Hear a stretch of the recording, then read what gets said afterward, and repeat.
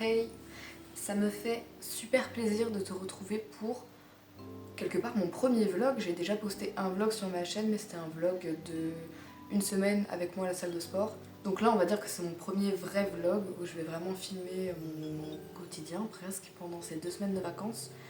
Je sais pas si je vais réussir à tout filmer, mais j'avais vraiment envie de documenter ces vacances de Noël parce que déjà Noël c'est une période que j'adore. J'ai toujours énormément apprécié fêter Noël. En famille surtout. C'est toujours une occasion pour moi et pour ma famille de nous retrouver toujours à un endroit. Et quelles que soient les années, généralement, enfin ça a toujours été très bien, honnêtement, j'ai pas le souvenir d'avoir passé un Noël désastreux. Mais j'ai l'impression que celui-ci va être particulièrement bien. Et d'ailleurs, ce Noël-ci a une signification un peu particulière pour moi parce que je pense que c'est le dernier Noël que je vais passer avec ma situation actuelle. Disons que 2025, ça va être pour moi une année pleine de changements. Vraiment, ma vie va complètement changer, mais du tout au tout en quelques mois. C'est ma dernière année d'études, je vais déménager, je vais trouver un nouveau travail, je vais vraiment faire énormément de choses qui vont radicalement me changer de ce que j'ai toujours connu jusqu'à présent. Et en fait, je ne sais pas où je serai lors du Noël de 2025. Alors que jusqu'à présent, j'ai toujours su que l'année prochaine, je serai en telle année de telle étude. J'ai toujours su à peu près ce qu'allait se passer pour moi jusqu'à cette année, en tout cas jusqu'à l'année prochaine, parce qu'à partir de maintenant, tout va changer à une vitesse assez fulgurante. Donc c'était important pour moi de documenter ces vacances-là. Rien que pour moi, hein. Déjà pour avoir mon propre vlog, je sais que ma sœur a commencé à faire des vlogs de chaque mois de sa vie, qu'elle garde pour elle, hein, elle n'est pas du tout sur les réseaux sociaux, mais c'est des vlogs qui lui permettent de documenter sa vie mois par mois. Et j'avais vraiment envie de moi aussi me mettre à documenter ma vie de cette façon.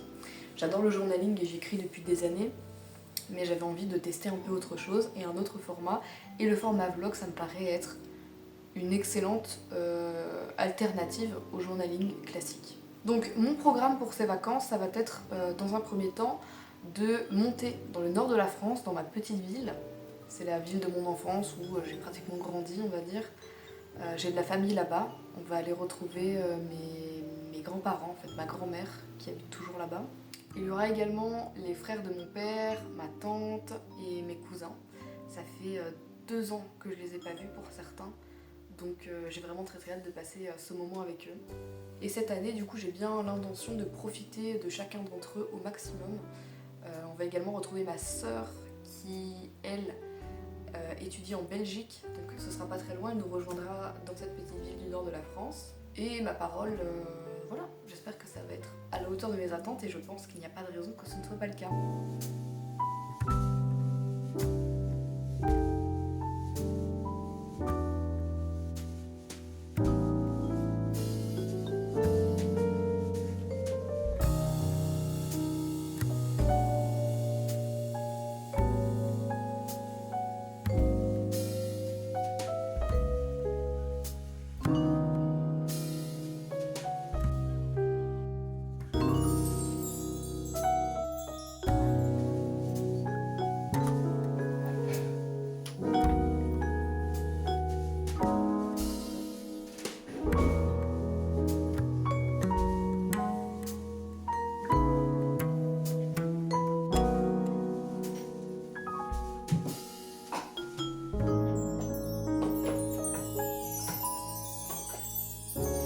Pour moi, la difficulté quand on part en voyage en tant que minimaliste, et surtout qu'on part pas trop longtemps, c'est de ne pas emporter trop d'affaires en termes de skincare.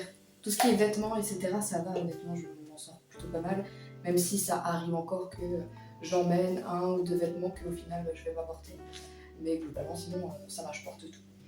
Par contre, les trucs de skincare, après j'utilise tout, c'est ça le problème. C'est que je peux pas me dire, ça franchement je l'utilise jamais, donc je peux très bien le laisser à la maison, parce que j'ai besoin de tout, en termes de skincare, en termes de cheveux aussi.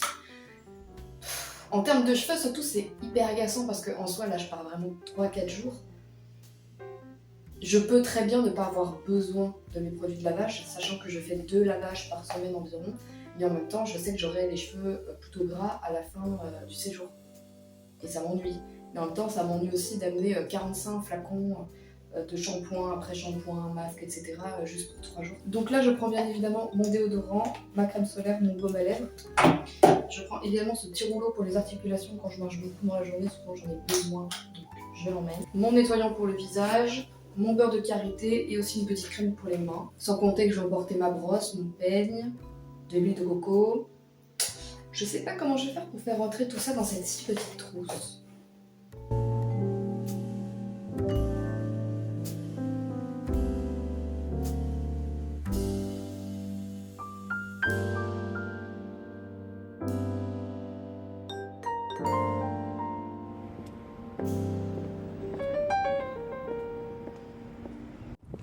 Quel le pétard. Bah ouais. Cet après-midi avec mes sœurs, j'ai été à la solderie de la ville. Même si je trouve pas toujours des vêtements hyper intéressants, j'aime bien quand même fouiller dedans parce qu'on sait jamais, mais juste pour l'amour du thrift, comme on dit. C'est vraiment minable ce que je raconte. Et aujourd'hui, clairement, j'ai pas été déçue parce que, bon, alors j'ai pas 150 articles, j'en ai 2, mais c'est des trucs que je cherchais. Et j'ai été vraiment très contente de pouvoir tomber dessus à moindre coût. On va commencer par ce collant thermique. En fait, c'est un collant comme on voit beaucoup sur les réseaux, un collant fourré avec un effet comme si c'était un collant, juste un collant fin, transparent, classique. Et de base, il coûte 45 € et je l'ai eu pour 8 € à la solderie. Donc c'est plutôt pas mal. La marque c'est Chantal Thomas. Et le deuxième article, c'est encore de la même marque. C'est cette fois-ci une espèce de pyjama que personnellement je vais plutôt. Vous êtes habillé pareil. Ah ouais, j'avoue, Il y a Guillemette et Mini Guillemette. je sais pas si tu peux bien voir sur le packaging à quoi ça ressemble. Donc le mien est blanc, hein. Mais en gros ça devrait ce type d'ensemble là. Et ça va être super cocooning. Je suis trop contente de l'avoir trouvé pour avant Noël. C'est trop bien. Donc vraiment c'est génial. Et ce collant là, je vais pouvoir l'utiliser très bientôt. Je pense que ça va être très pratique notamment pour la messe de minuit.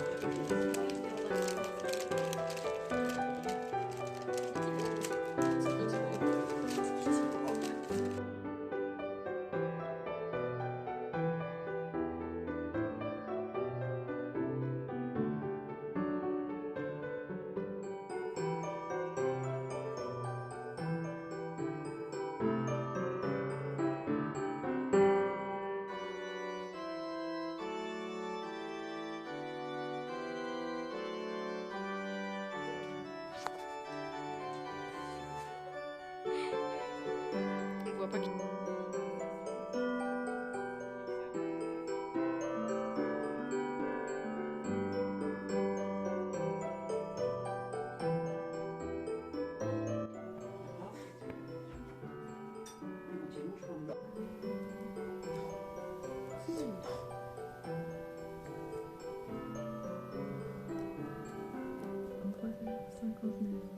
Moi je me prépare là parce qu'il va falloir que j'engloutisse ça genre très vite. Ah, parce qu'il faut les faire. Ah oui, il faut les bouffer. C'est minuit, oui, oui, c'est et minuit. à minuit 1, t'as fini quoi. Oui, c'est ça.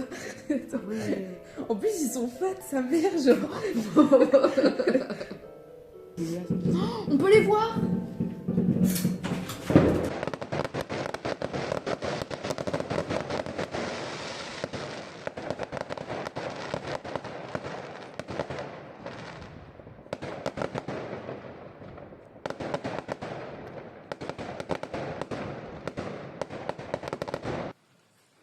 Je me prépare à rejoindre mon chéri. On va aller ensemble passer quelques jours au bord de la mer. Je sais que c'est l'hiver et que du coup la mer c'est pas forcément hyper intéressant pour la plupart des gens à cette saison. Mais personnellement j'adore l'ambiance de la plage, quelles que soient les saisons. Vraiment, même en hiver quand il y a du vent, de la pluie, j'aime beaucoup me promener sur la plage. J'adore l'ambiance. Je trouve que la mer c'est vraiment extrêmement reposant. Et il faut savoir qu'à terme, un de mes buts de vie c'est d'avoir une propriété au bord de la mer, dans l'idéal en Bretagne. Tout ça pour dire que je suis vraiment très contente d'aller passer quelques jours là-bas, ça va vraiment me ressourcer.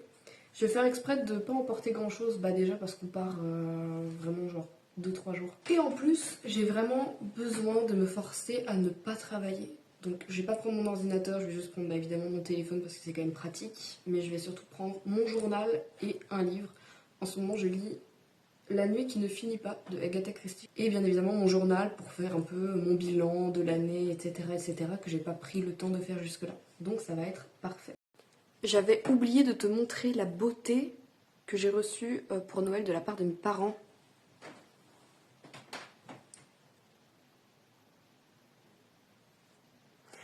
Est-ce qu'on en parle ou pas? C'est littéralement le plus beau cadeau de Noël que j'ai reçu depuis bien longtemps. Elle est incroyable. Incroyable. Alors c'est pas une vraie lampe Tiffany, genre c'est pas du créateur Tiffany. Par contre c'est une réplique, je pense, tout à fait fidèle. Le pied est en métal massif, il est assez lourd. Et pour l'abat-jour, alors je ne sais pas exactement ce que c'est la matière de cette partie-là, j'imagine que c'est de la corne ou en tout cas quelque chose qui ressemble. Les jointures sont en fonte et elle est parsemée de ces petites gouttelettes colorées qui vont en fait faire des petites projections de lumière absolument magnifiques sur le mur. C'est vraiment trop beau, je suis amoureuse de cette lampe.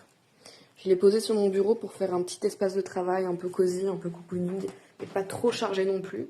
Et du coup, je suis très contente de ce cadeau. C'est incroyable. Prochain arrêt, gare, next station.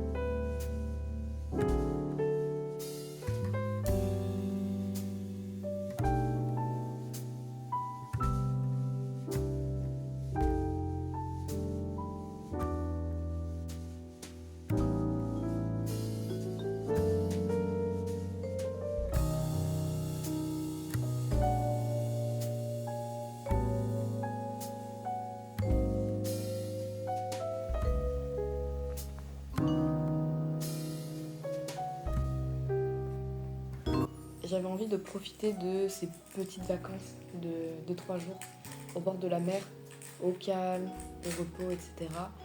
pour faire mon bilan de l'année 2024 dans mon journal que voici. Donc c'est la première fois que je le fais. Les autres années, j'avais pas nécessairement l'idée ni le réflexe de le faire. Et donc c'est pour ça que je suis assez contente de pouvoir le faire cette année. Je le fais avec 3 questions. J'ai déjà posté un réel sur Instagram où je détaillais les 3 questions nécessaires à faire ce bilan. La première question, ça va être de t'interroger sur quelles sont tes réussites, quelles sont tes fiertés et tes accomplissements de l'année 2024, en tout cas de l'année que tu viens de terminer. Ça va être un peu comme une liste de gratitude, mais tu vas surtout te focus sur tes propres accomplissements, les trucs que tu as fait toi, et pas forcément les choses que tu as reçues. La deuxième question, ça va être de prendre le contre-pied de cette question-là et te demander quelles sont au contraire les choses qui ne t'ont pas rendu fier. Quelles sont les choses que tu as pu rater, quelles sont les choses sur lesquelles tu t'es complètement laminé, quelles ont été en fait tes faiblesses et les choses qui ne te rendent absolument pas fier dans cette année 2024. C'est pas la partie la plus réjouissante à faire honnêtement, c'est celle que je suis en train d'écrire actuellement, mais je trouve que c'est une partie importante, surtout pour répondre à la troisième question qui va être quelles sont les choses que tu as envie d'accomplir en 2025. Et ces choses que tu as envie d'accomplir en 2025, ça peut très bien être des nouveaux projets, des choses auxquelles tu n'avais absolument pas pensé les années précédentes, mais ça peut être aussi comment régler justement les choses qui ne se sont pas bien passées. Si je peux donc te donner un exemple personnel, à la question 2, à un moment j'ai répondu que une des choses qui m'avait rendu le moins fière cette année, c'était que je n'avais pas toujours su respecter mon repos et que j'avais parfois travaillé beaucoup trop sans prendre en compte donc la balance entre repos et travail. Et du coup, à la question 3, pour mes objectifs de 2025, j'ai mis instaurer des rituels de self-care et de journaling, par exemple à la nouvelle lune, et ça je t'en avais parlé dans une vidéo il y a 2 semaines je crois, sur mes résolutions 2025. Et du coup, instaurer ces rituels-là de self-care et de journaling à une date fixe tout le temps, ça va me permettre de m'aider à instaurer vraiment une balance entre le travail et le repos. Donc être beaucoup plus efficace quand je travaille et plus efficace quand je me repose.